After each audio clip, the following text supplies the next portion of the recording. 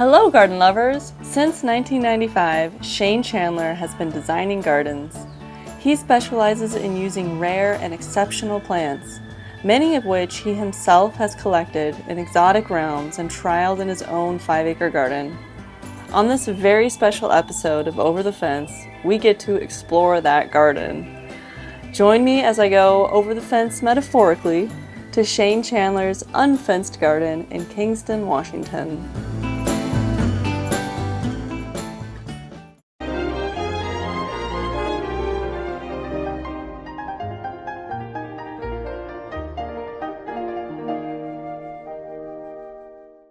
Hi, Shayne. Thanks for inviting us to this oasis in the middle of Kingston, Washington. Yeah. So how long have you been gardening here, and were you always a gardener?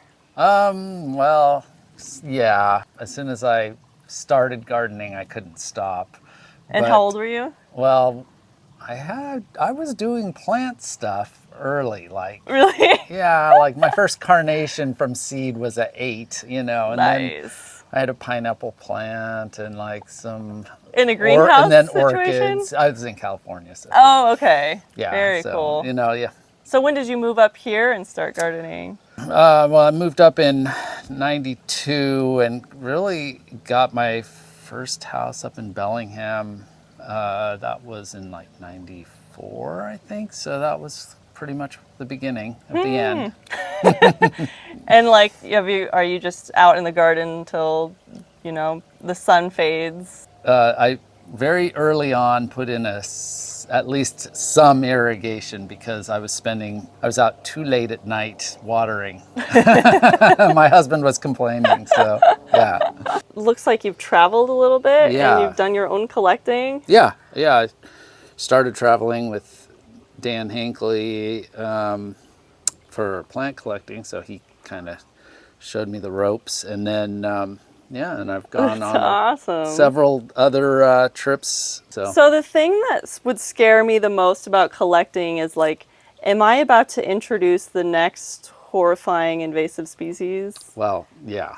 Obviously, definitely. You don't want that. You collect responsibly. Of course, yeah, and I mean, granted, everything goes through the USDA, and so they have a list that helps to avoid that. But that said, you still have to know what you're collecting, and have a knowledge of what things have the potential of doing that, and then you want to trial them.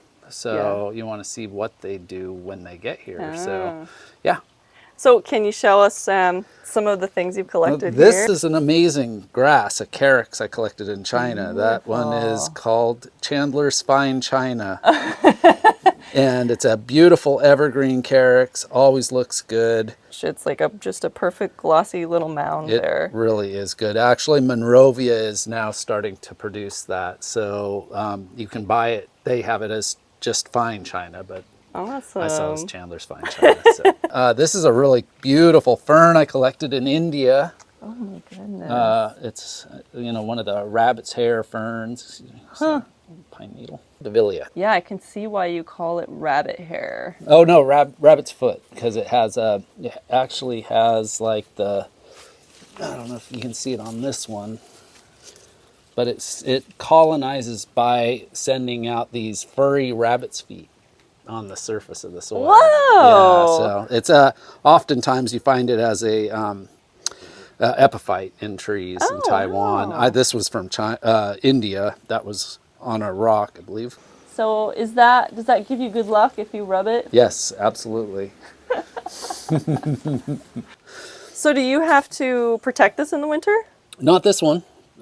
This one came through our terrible winter 2 years ago. And then this is begonia that was a new species that my friend Leonard Foltz and Dan and I collected in India. Arunachal Pradesh, and that one was a new species. It's since been given the name Lawrenconii. Wow. Begonia Lawrenconii. So you obviously went to school for horticulture. No, art. Really? Yeah, I was a art major. Wow, So. and so just kind of learning along the way. Yeah. That's so inspiring. It's nice to meet people that didn't go and pay an exorbitant amount of money and like, are up Oh, here top of we their paid a trade. lot of money for the art school, but Oh, right. But you didn't go back yeah, for no, I horticulture. didn't go back. Yeah. I just said, okay, That's this what I'm is so grappling with cool. right now. Oh, we wanted some of the last cypripediums. I'm so excited to see those. That is so cool. That's a big guy. So is that evolved to catch like No. bugs in there, or? Oh, well, I think that they do like to catch the bugs, but they don't keep them. Okay. They just get in there and roam. What a nice roam place around. to hang out. I can't imagine just being a little bee hanging out, like a little hammock room in there. You'll see. Maybe in the next life. Yeah. I love orchids. That was one of my first plant loves.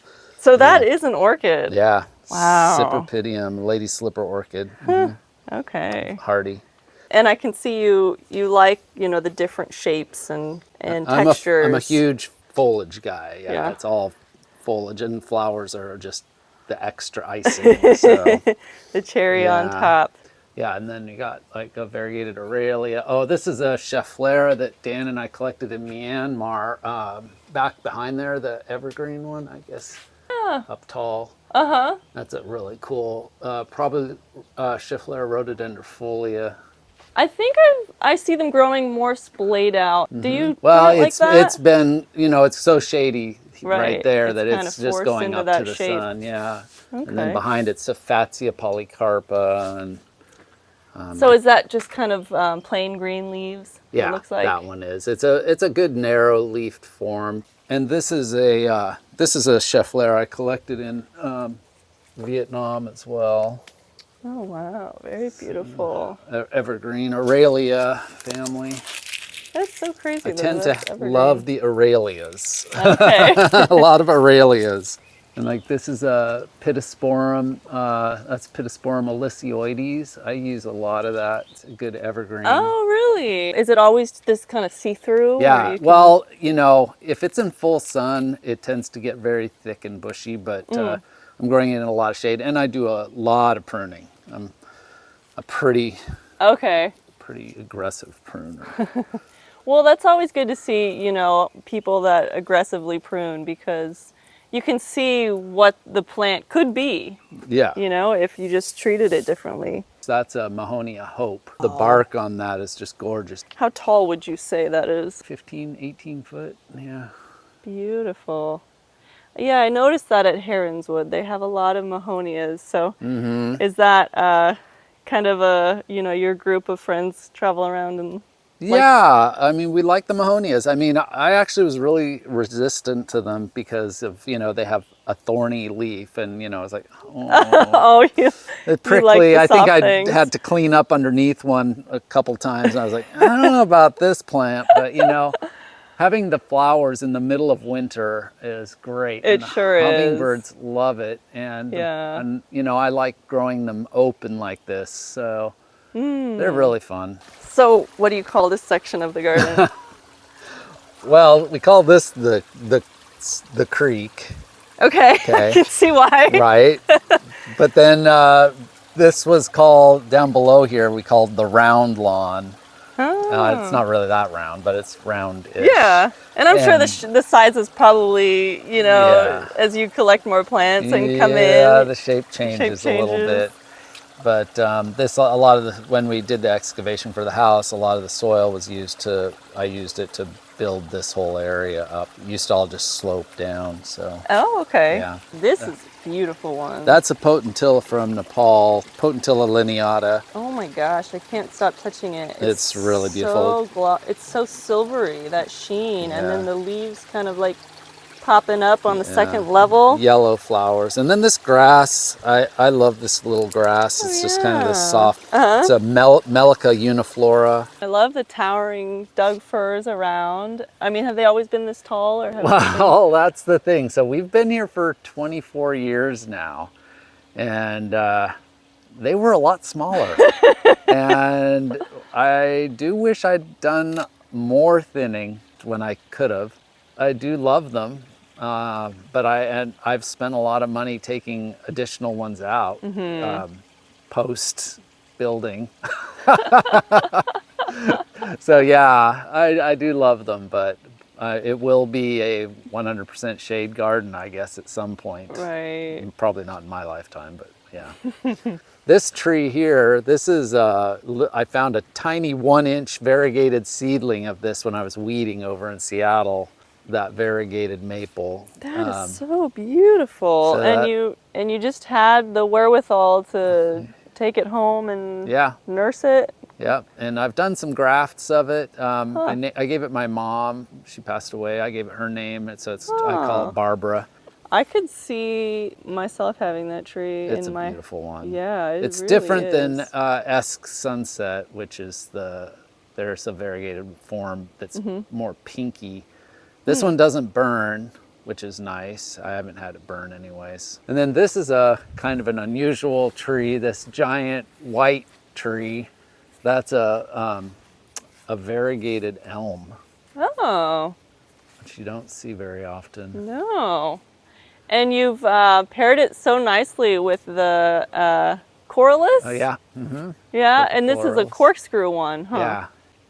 Yeah, I just found out for the first time that there were dark foliage coryluses at Heronswood. Oh. And then lo and behold, there's a corkscrew one too.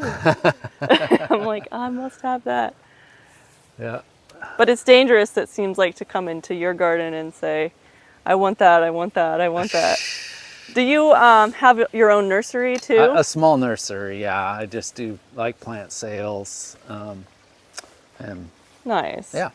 So did you move to this region because of its rich garden, kind of? No. Or you Well, I just- mean, coming up from California, I really did want green. So I wanted to come up to someplace where it was kind of green.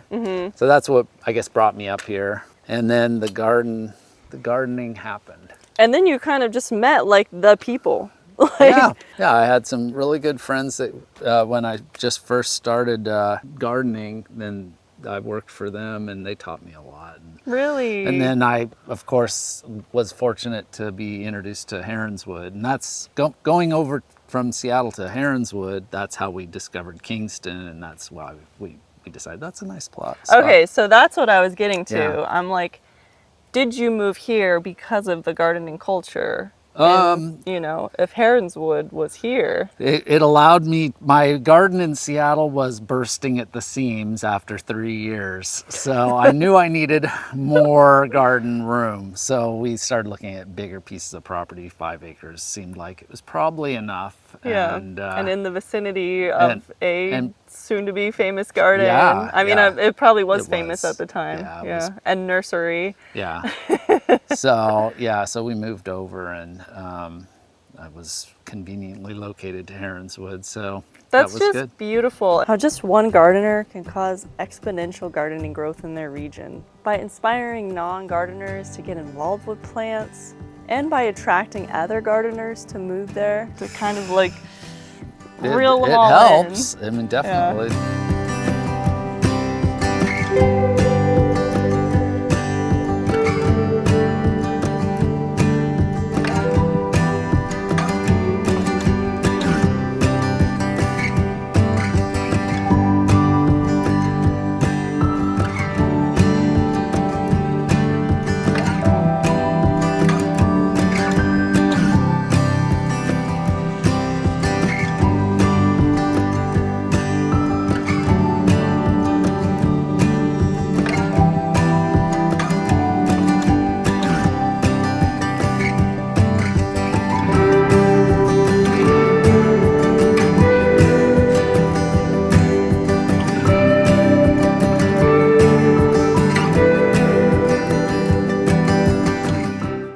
brought me into your house and said, look out the windows. So when you designed the garden, you've obviously put a lot of thought into. That was a huge, How- I mean, I always design for in the Northwest, you have to design for looking out of windows. Right. Because, we don't have the longest enjoyable outdoors time, so. Yeah, exactly. And so we have kind of a nice little path here. It feels very natural and soft. I did bark mixed with the gravel on the edges just Mm-hmm. to kind of because I like being able to see the path. Yeah. Well, and it kind of gives it this natural kind of, and it brightens it up a little yeah. bit. So, I really like it. I mean, I'm a big ocean fan, and it kind of takes me back to that. Yep. This is kind of a new area down in here. Was this I took that redwood? out about 5 or 6 years ago. My son cut it out for me. Ooh, And I already had gardens around it. He did an amazing job. Was that a tough decision, or? It was, but it was the right decision because it was just a monster tree, and it was just shading, taking all the light. Right. From our house, from everywhere, so yeah. And you have a really nice homage to it here. Yes, yeah. You know? I like keeping the stumps. Over here is more of the collection we made of Begonia lawrenconii, and you'll see I have a lot of podophyllums. That's all different forms of Delaviae. Okay. And then a big podophyllum there. And then this is a fern I collected in Nepal. That's a fern. Yeah, it's a really good terrace. Ah. This is a fantastic evergreen Paris. So we have the Paris and the terrace. Over here, there's more of the terrace there. And more of the Paris. And that's a Paris I created. That's a hybrid between I guess it's Leucanensis.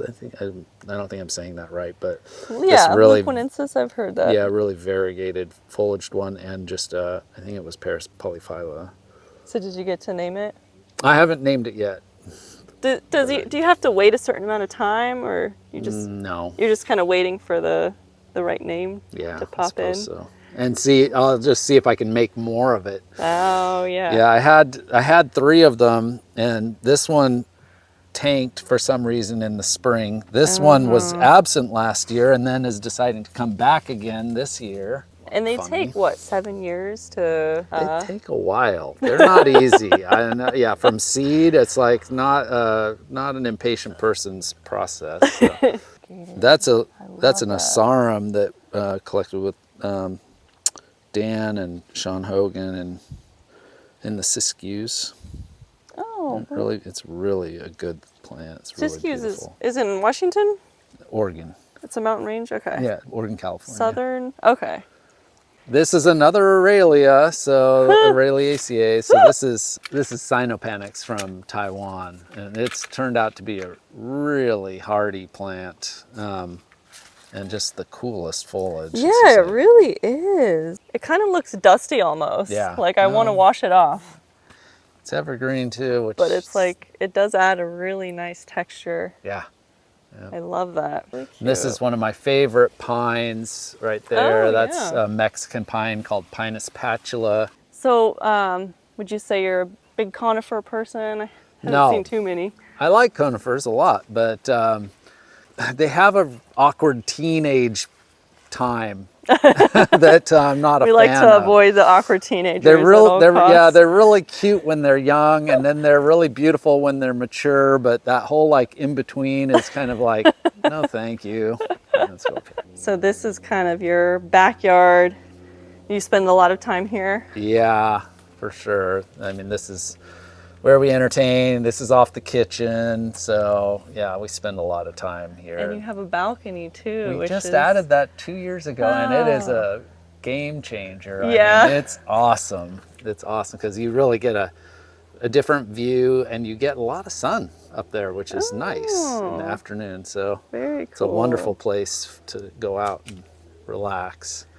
And then another Aralia. So that is kind of the branching that I'm used to. Yeah, that's the fantastic variegated Aralia alata. So how old is that? I planted a 3-foot stick 22 years ago.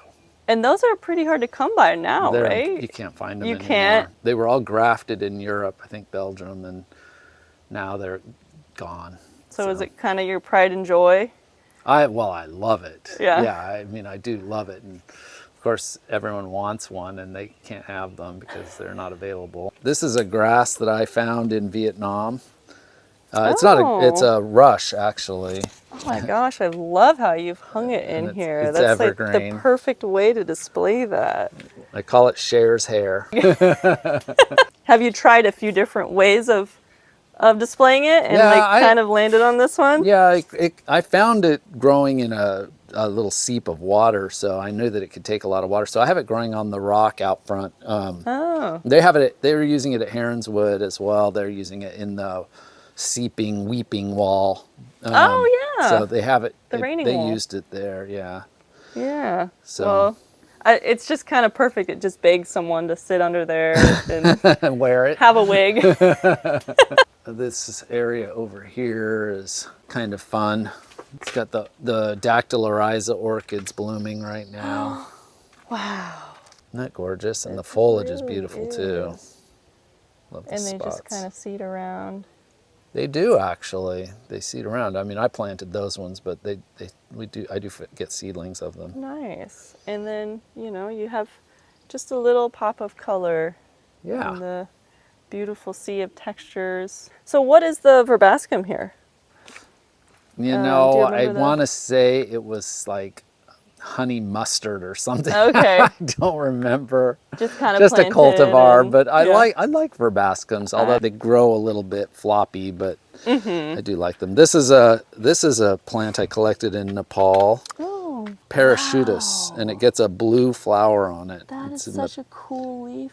in the pea family, actually. What do you call that when it just has a little print like that? Yeah. Is that like a variegation? No, not really. I think it's just its normal markings, but That's so cool. the flower's really beautiful. So that's what you collect it for, is like, or that's what you've put it here for? I mean, the flowers. I love the foliage. foliage, and yeah, I mean, it's a fun plant. Yeah. I'm enjoying it. This is a plant I purchased that I love. This is the snowflake aralia. This is so cool. It's like crazy. It's totally tender. If you could just encapsulate one of these leaves and hang them at Christmas time. I know. Perfect. Snowflake aralia. There you go. So you bring this whole pot in? Yeah. Okay. Is that more Cher's hair? Yes, it is. I gave her a haircut because she was dragging. I don't know if my skills were that great.